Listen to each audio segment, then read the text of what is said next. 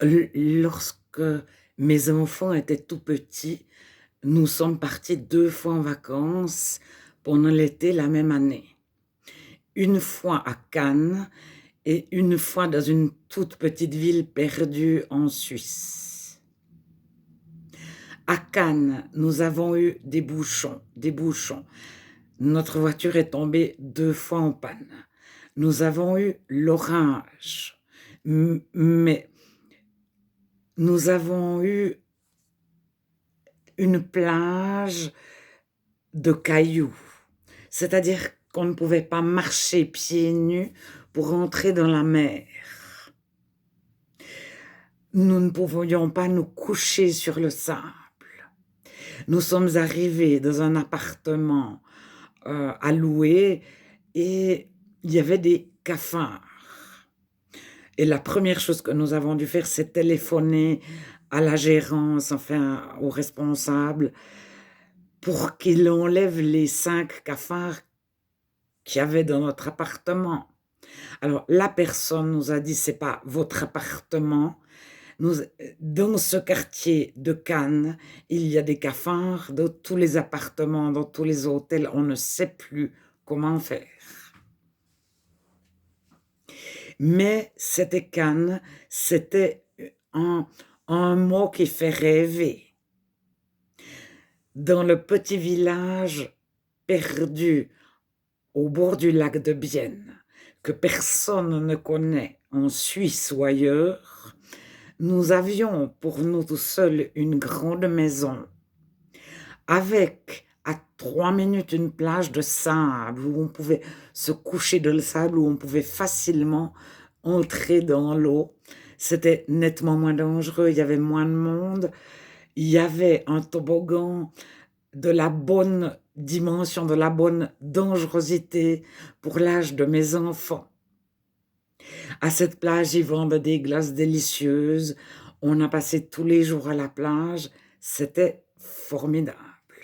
Et dans la grande maison qu'on nous avait prêtée, on devait la garder, c'est-à-dire on gardait les animaux. Il y avait des lapins à nourrir, la tortue, le chat, l'oiseau à nourrir.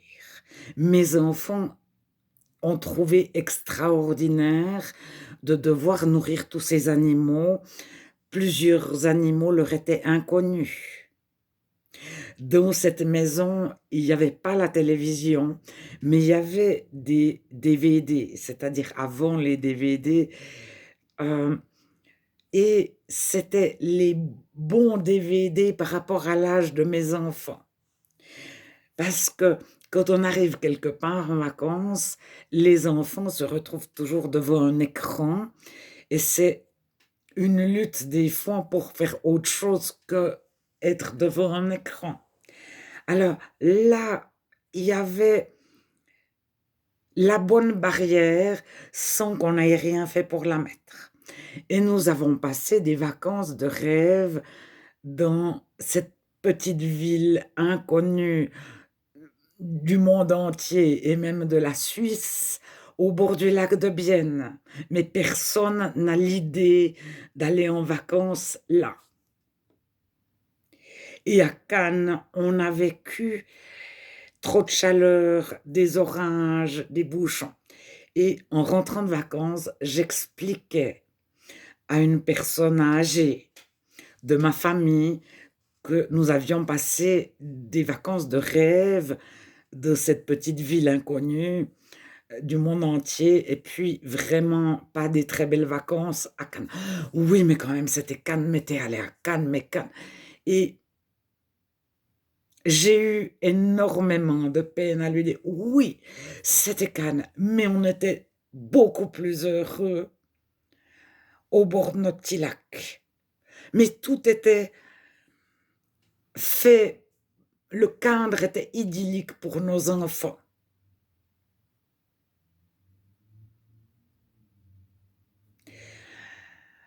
Cette maison au bord du lac était entourée d'un grand jardin. On mangeait tous les soirs au jardin, etc.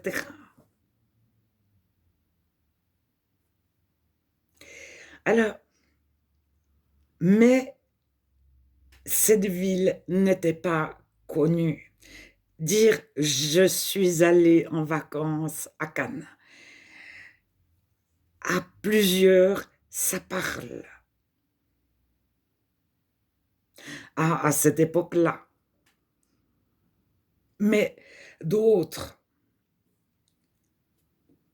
ne donnent pas la même importance à la notoriété d'un lieu. Mais ceux qui achètent des tableaux, maintenant c'est un peu démodé, mais il y a eu une époque, les personnes voulaient un Picasso parce que ça s'appelait Picasso.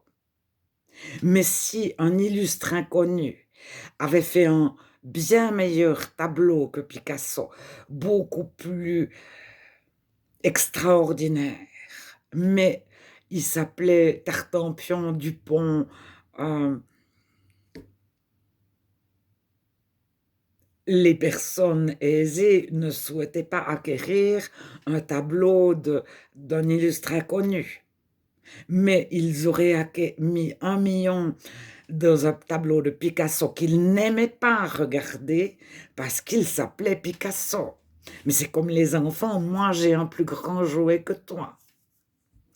Alors, j'ai été en partie élevée par une grand-mère qui elle-même a reçu une éducation. On mange du veau, mais jamais du veau surgelé. Il faut qu'il ait un certain nombre de jours.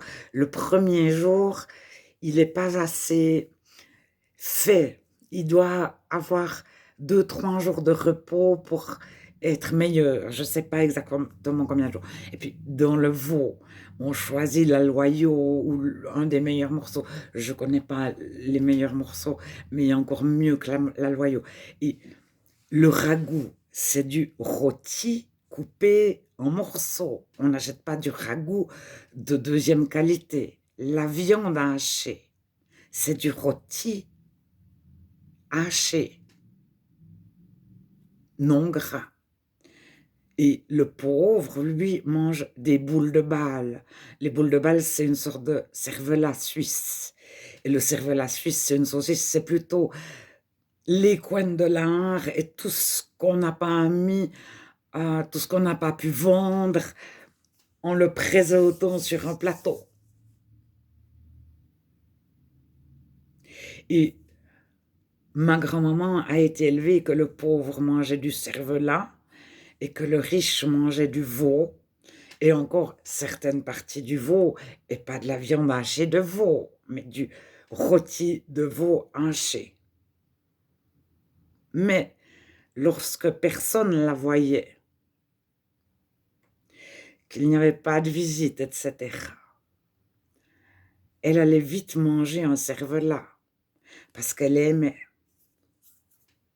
Mais devant certaines visites, jamais elle aurait servi du cervelas à quiconque, des boules de Bâle.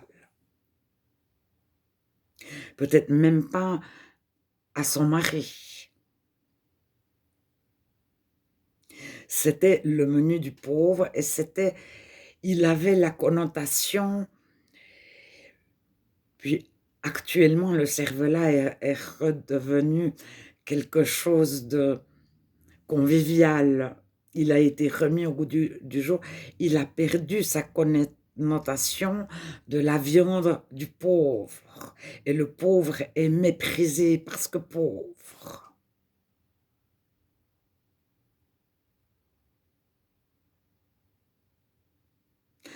Le riche a un plus beau jouet que le pauvre. Moi, j'ai un plus beau jouet que toi. Moi, j'ai une plus belle maison que toi. Moi, j'ai une plus belle voiture que toi, etc.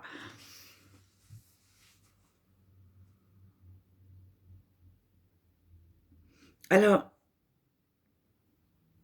quelle est la valeur des choses pour un chrétien? Mais je vais prendre un tout autre exemple. Mais non, mon premier exemple, ça va très bien, de vacances. Le chrétien préférera aller en vacances normalement dans un lieu inconnu de tous. Mais il vit des moments heureux. Il préférera être avec Dieu que qu'à Cannes pour dire j'ai été à Cannes. Mais actuellement, il y a d'autres critères. Il y a des personnes qui vont faire du trekking à la montagne tout seul, etc., etc. Et puis on dit, moi je suis partie avec beaucoup d'amis à tel endroit insolite. Alors, les critères de valeur évoluent.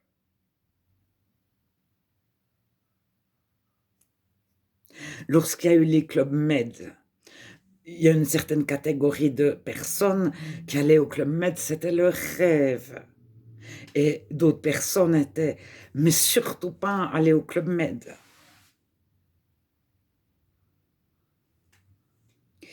Voilà. Alors,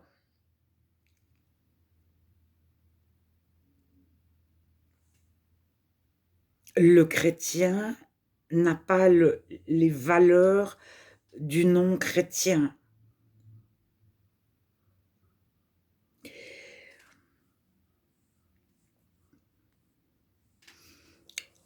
Sa première valeur, c'est l'amour de Dieu.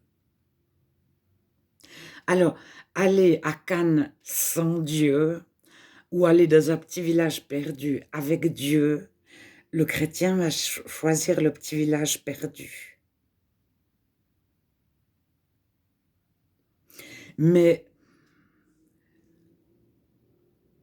aller faire du trekking en haute montagne avec des amis ou aller faire quelque chose qui ne représente rien aux yeux de personne, le chrétien va choisir ce qui ne représente rien aux yeux de personne.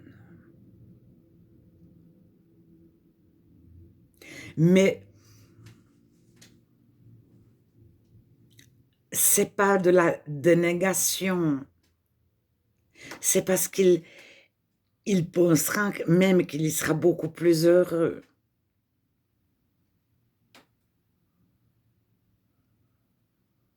C'est pas de la dénégation de soi.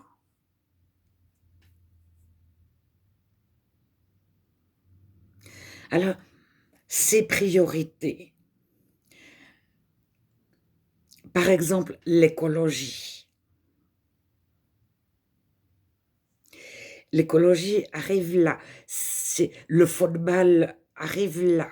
Si face aux chrétiens, il y a quelqu'un qui adore le football.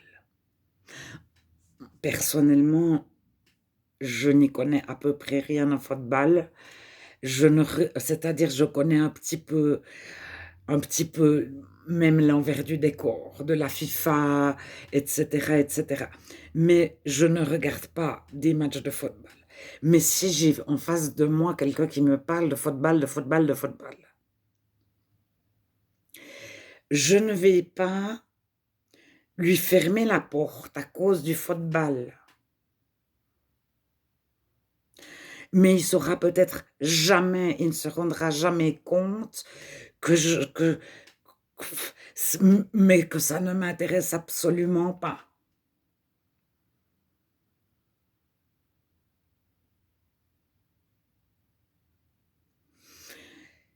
Mais j'aurais une autre priorité. Que la personne en face ait une passion pour le football, une passion pour la voile, une passion pour le théâtre, qu'elle soit à gauche politiquement, à droite politiquement.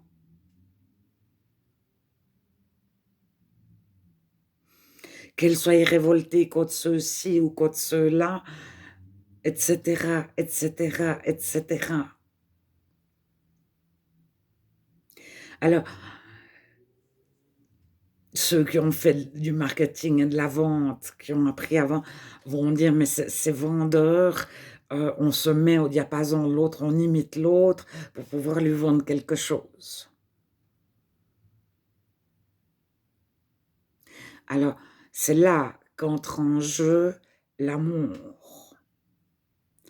On se met à son niveau pour pouvoir l'aimer.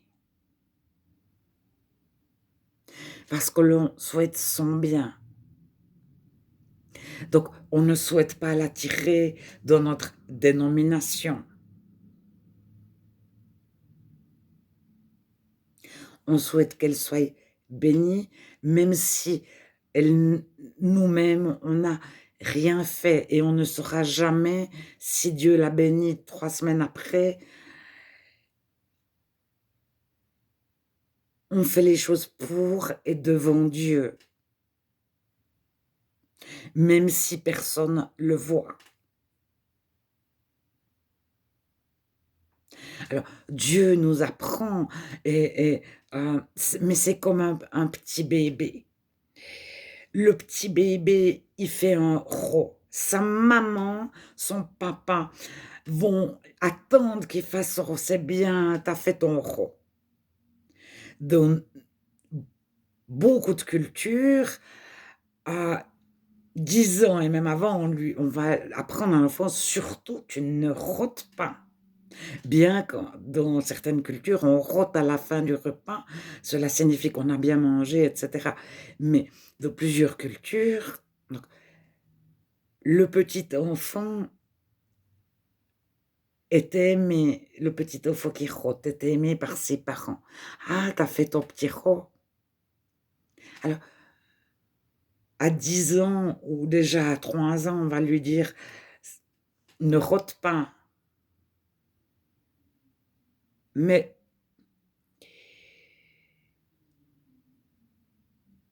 est-ce qu'on va lui dire, pour lui-même, pour qu'on passe pour de bons parents qui avons bien éduqué nos enfants, ou pour que lui-même, s'il arrive dans un milieu, qu'il ne soit pas méprisé parce qu'il aurait fait quelque chose d'inhabituel pour cette population, cette culture.